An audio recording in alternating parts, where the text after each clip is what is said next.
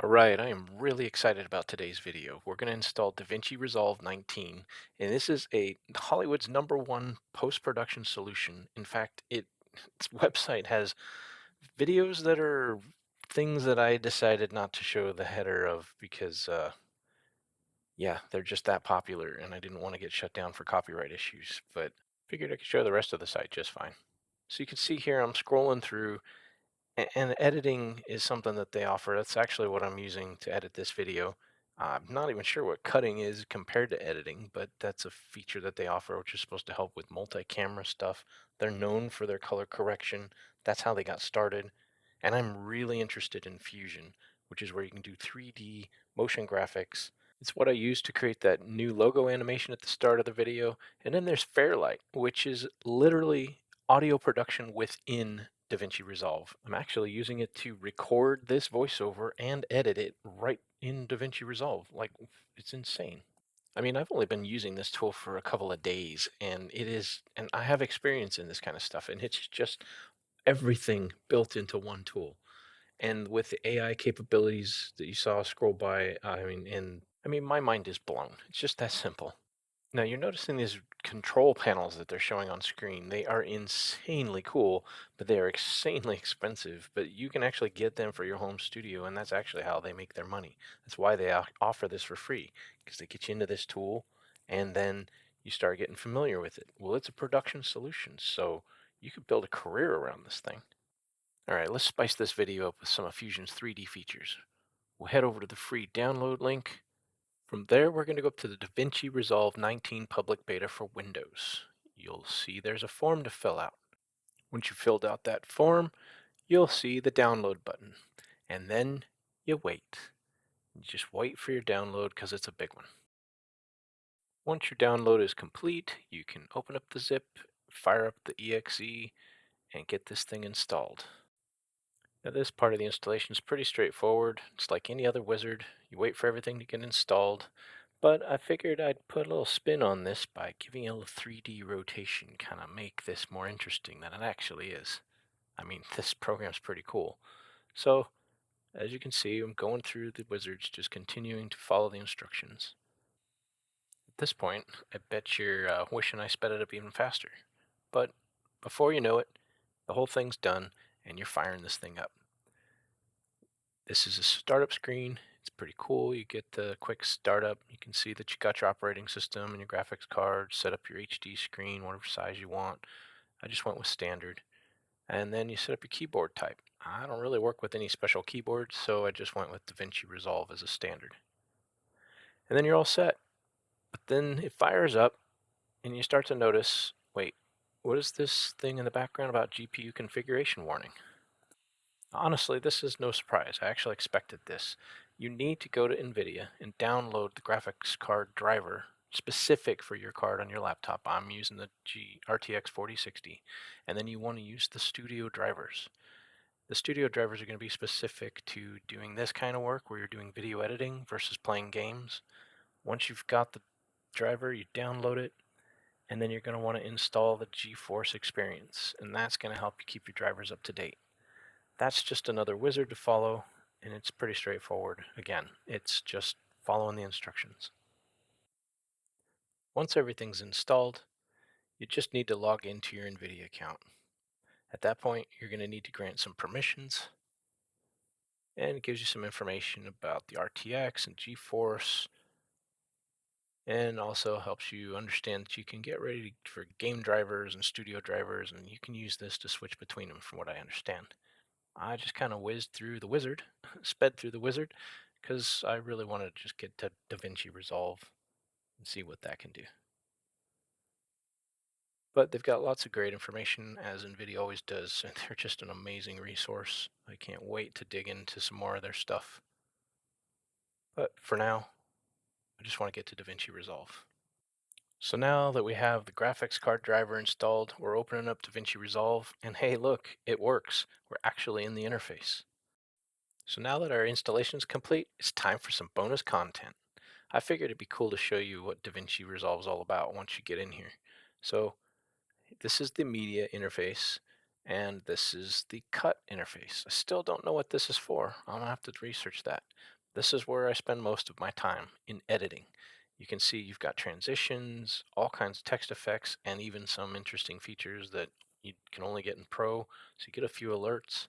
And this is Fusion.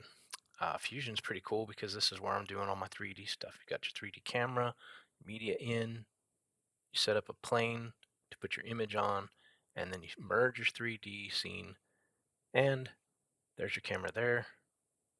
And then you actually have to render that with a render node. We'll go through some more details a little bit later because I've got additional content where I'll show you. But you can see you're actually looking at the camera staring at the screen that I'm showing you. The screen is on the right, camera and the 3D environment is on the left. And as I scroll through the timeline, you can see how the camera moves to show you the effects that I've been creating in this video. This is literally the stuff that I used in this video. Some of it might look familiar. Just thought it'd be cool to show you so you can kind of get a sense for how this works. It's really not that bad if you get in here. It might seem scary because there's a ton of stuff, but once you spend some time in it, you can get pretty familiar with it quickly. Just take it one step at a time. I did want to show that you can rotate the scene. I think you're using your middle mouse button and the Alt key to do that. And yeah, just showing you different perspectives of what it's like. After that, you can go to the color section. From here, I think I've only made some screenshots, take a screenshot out of a video. And next, we're heading into Fairlight, which is where I do all the recording for the voiceover and stuff. You can see my voiceover tracks here, and it's pretty cool because you make a mistake, you can delete it, you're moving on. You can actually time everything just right. It's pretty cool. And finally, we have the delivery button, which I don't know much about other than I plan on hitting that YouTube button and exporting my videos. I do think it's cool that when you mouse over the video tracks, you actually see them playing. Watch this. You slowly move from left to right and you can see, the actual video. It's just crazy. The features that are nested in this thing are insane. In fact, I'm going to have to count how many times I say insane in this video. All right, let's look at the animated titles that are built in.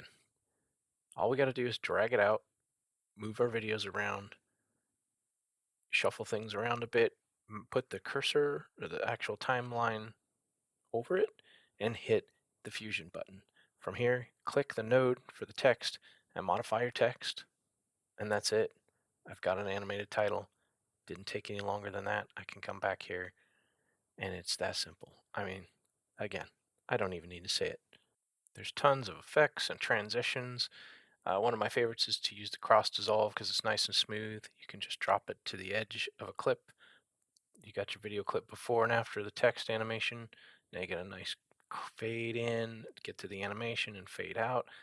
That animation kind of felt a little long, so we can shorten it up and just move our videos around. And it all just happens naturally. It's so cool. Just love it. So now I'm going to go into the Tech-Multiverse logo that I created in DaVinci Resolve. This is me playing around trying to get familiar with it. This is actually some of the first stuff I've done. In here you can see the nodes that I used to create it, and you can drag your 3D or your merge node in here because everything's 2D. It doesn't look like the 3D world. It's just showing you basically the same thing because you're merging all the scenes together. But we've got our background with our merge node and our text at the base so that we have our Tech-Multiverse all lined up. And then at the top, we've got our baseline or our outline text with an echo so that you can kind of see it sort of multiply, which was the effect I wanted. And then at the end, all the text rotates sort of in a 90-degree fashion. So then I can kind of blend in that transition to the next video like you see here. I kind of wanted the text to show up a little more, but I was just playing around. This is my first experience with it.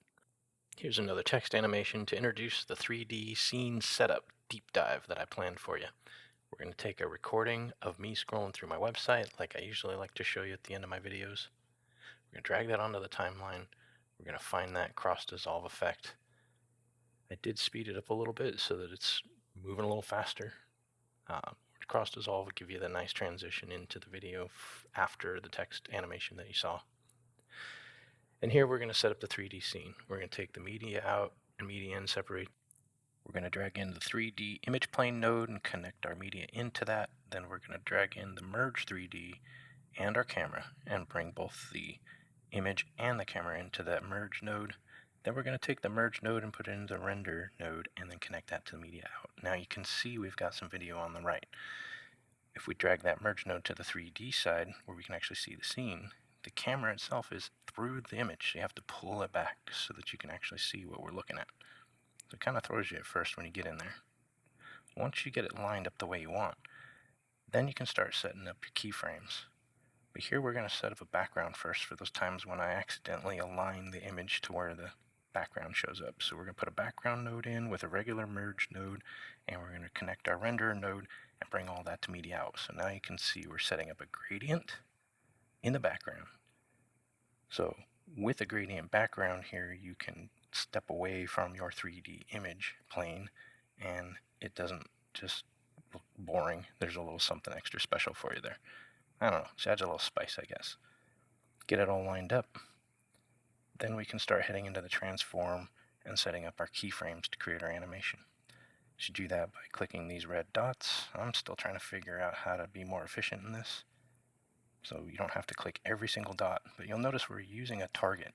When you use target, you can move the target around and the camera will follow that. Then that way, no matter where you move the camera, it stays focused on the target. So you can actually adjust the target position, but you can see as I move the camera around, the scene that I want to focus on stays in frame. So that's how I've been doing a lot of the animations.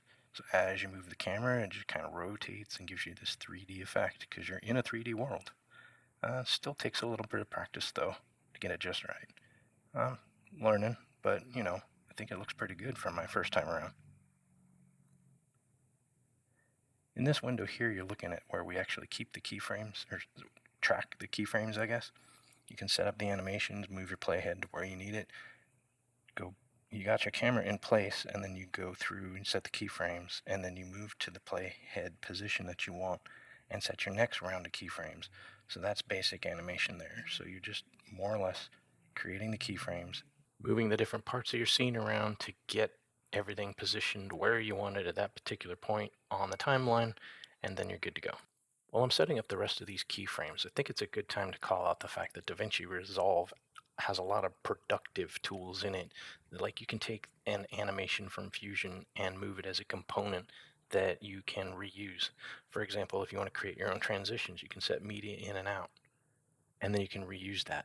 I plan to do that with these animations so that I just have my video and then the animations follow the cursor and simplifies things.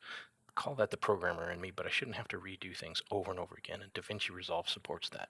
Here's where I'm adjusting my splines to smooth out the animation with easing, and the rest of this is just me showing off my website, which I like to do at the end of my videos.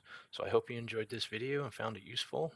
Be sure to check out my website at tech-multiverse.com, and be sure to subscribe to my YouTube channel if you'd like to see more videos.